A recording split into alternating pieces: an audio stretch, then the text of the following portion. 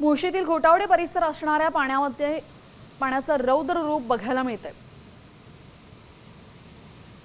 वरदायिनी मंदिर पाण्याखाली गेलेले पाण्याचा मोठा प्रवाह मंदिरातून वाहत असल्याचं पाहायला मिळतंय। मुळशी तालुक्यातील 2 दिवस आपण पाहतोय पावसानं मोठं नुकसान केलेलं आहे। आपल्यासोबत आमचे प्रतिनिधी सचिन जाधव जोडले गेलेले। सचिन, निसर्गाचं अतिशय भयानक रूप या निमित्तानं इथं बघायला मिळालेलं आहे, अधिकची माहिती।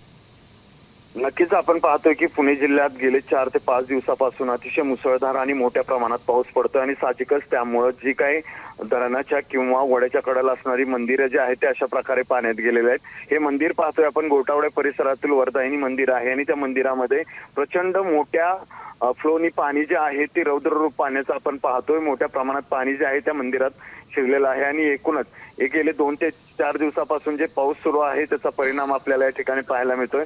शहरातले अनेक भागामध्ये आणि ग्रामीण भागातल्या अनेक परिसरात अशा प्रकारचा पाऊस मोठ्या प्रमाणात गेले 2 ते 4 दिवसापासून नोंद झाली आणि त्यामुळे साहजिकच या मंदिराच्या आजूबाजूचा परिसर आहे तो सतर्कतेचा इशारा दिला होता। त्या परिसरामध्ये मोठ्या प्रमाणात पाणी जे आहे ते पाण्याचं रौद्र रूप आपल्याला पाहायला मिळतं आणि त्यातूनच या मंदिरामध्ये हे पाणी जे आहे ते आता आपल्याला शिरलेलं पाहायला मिळतंय।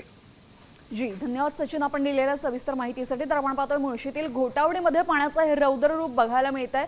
हा पाण्याचा प्रवाह थेट मंदिरामधून जोरदार वाहतोय। आजूबाजूच्या नागरिकांना आधीच सतर्कतेचा इशारा दिलेला होता, मात्र निसर्गाचे अतिशय भीषण आणि रौद्र रूप पाहून अंगाचा थरकाप येतो, अंगावर काटा येतो।